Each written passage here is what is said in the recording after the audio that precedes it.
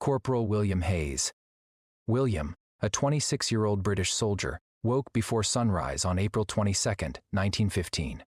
His uniform was still damp from the night before, and the trenches of Ypres smelled of wet soil, gunpowder, and fear. War had already aged him. He had seen friends die, had carried bodies through mud, had heard the last breaths of men younger than himself. But nothing he had seen prepared him for what was coming. At around 5 p.m., as the sky turned orange, William noticed a strange movement on the distant horizon. Not soldiers. Not artillery flashes. A thick, rolling yellow-green cloud sliding across the battlefield like a living creature. Men watched silently. Some joked nervously, thinking it was smoke from a new German weapon. Then the wind shifted. Within seconds, the cloud clung to the ground and moved faster, heavier, thicker straight toward the Allied trenches. Someone finally screamed, "Gas! Gas! Gas!" William fumbled for the primitive cloth mask they had been issued little more than a damp cloth meant to delay death, not prevent it. The cloud hit the trench like a wall. Instantly, his throat felt like it swallowed burning sand. His lungs seized, trying to reject the poison. Chlorine gas reacted with the moisture in his lungs, forming hydrochloric acid. Every breath became a razor. He tried to inhale, but his chest refused to rise. He coughed, and a burst of red fluid splashed onto the mud. His eyes burned until everything went white. He clawed at the trench wall, trying to climb out, as if height could save him from the cloud that hugged the earth. Around him, men collapsed, writhing like their lungs were being carved out from inside. Some tore off their masks in panic, inhaling death even faster. William's final moments were slow and violent. He fell backward, gasping, his mouth foaming as his lungs filled with acid. His fingernails scraped the mud, leaving marks that remained even after his body stopped moving. The cloud passed. But William Hayes didn't. Marie Fournier. Marie was only 19, a French nurse who believed she could help heal the world, even as the world tore itself apart. She worked near the Flanders front, treating wounded soldiers in a canvas hospital tent. She had never fired a gun. She had never held hatred in her heart. Her weapons were bandages and kindness.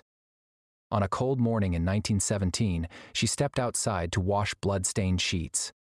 A distant whistle cut through the air, a shell landing nearby. But instead of exploding, it released a quiet hiss. Within minutes, a faint fog drifted toward the medical tents. It didn't smell like poison. It smelled faintly sweet, harmless, almost comforting. But mustard gas kills slowly. Marie continued working, unaware that the mist had settled on her clothes, her hair, her skin. 3 hours later, she felt an itch on her arm. When she rolled up her sleeve, her breath caught large blisters were forming, swollen and yellow, stretching her skin to the point of tearing.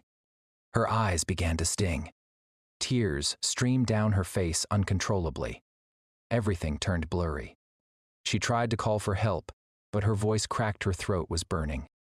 Inside her lungs, the gas had begun destroying tissue cell by cell. Her skin peeled off in patches as she crawled back to her cot. Her eyelids stuck together, fused by chemical burns. She could feel blisters forming even inside her mouth, filling with fluid that tasted like metal and rot. Mustard gas does not kill quickly. It kills with patience. Marie spent 2 nights in agonizing pain. She begged for water but choked when she tried to swallow. Her entire body felt like it was being dipped in boiling oil. By the 3rd morning, she could no longer open her eyes. Her breaths grew shallow, each one weaker than the last. Her body was covered in raw yellow wounds. Marie Fournier died surrounded by soldiers she had once saved, but no one could save her. Ali Rahman. Ali was a quiet school teacher, 32 years old, living in the Kurdish city of Halabja. He loved poetry. He loved teaching children. He loved the mountains surrounding his home. On March 16, 1988, he had just finished tea with his wife and 2 children when the air raid sirens began. People rushed into basements, expecting bombs, fire, explosions. But what fell from the sky was different. The air smelled like apples, a deadly sign of sarin gas. Ali grabbed his children and ran outside, thinking fresh air would help. He didn't know that the gas was heavier than air. It clung to the ground, drifting toward him like a silent tide.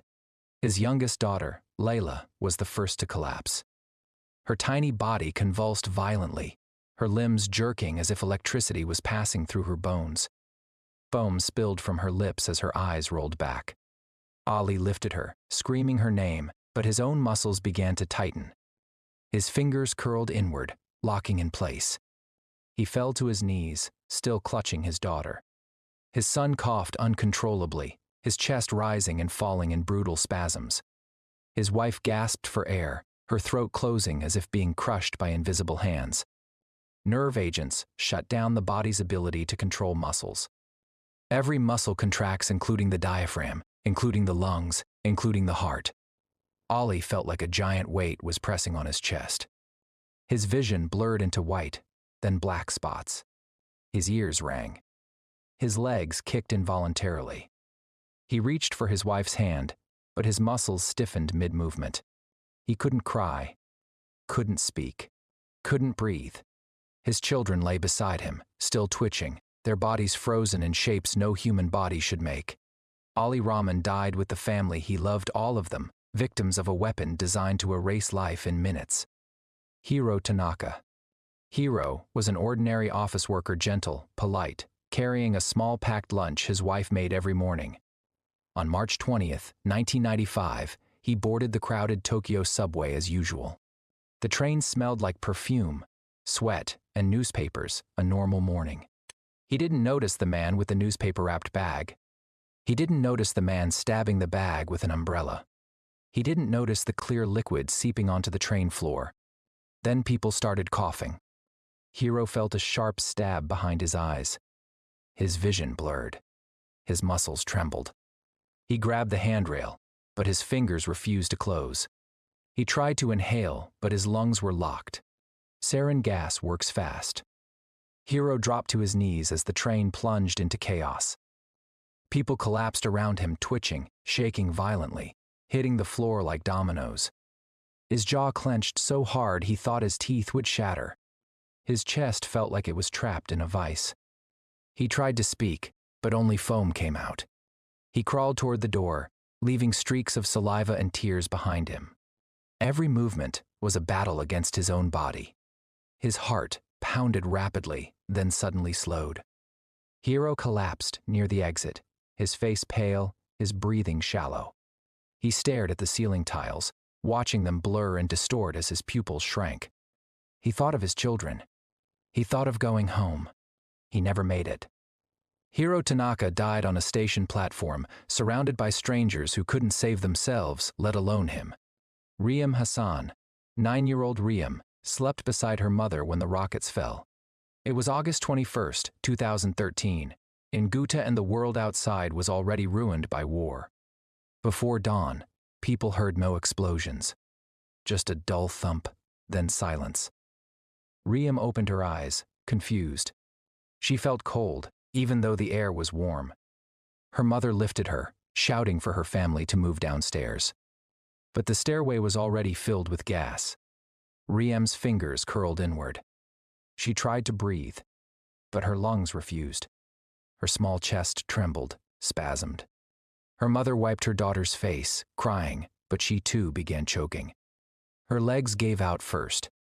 Her hands shook violently. Riyam tried to speak, but only a thin gasp came out.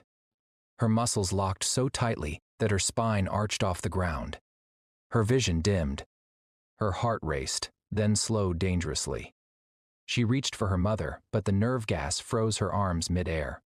When rescue workers arrived hours later, they found Riyam, her mother, and her brothers lying together, their bodies twisted, eyes open, pupils pin-sized. White foam covered their lips. A pink blanket was still wrapped around Riyam's body. More than 1,400 people died in the attack. Riyam was one of the smallest victims, but her death was as painful as any. If you enjoyed this video, subscribe for similar ones, and feel free to drop suggestions for the next video in the comments.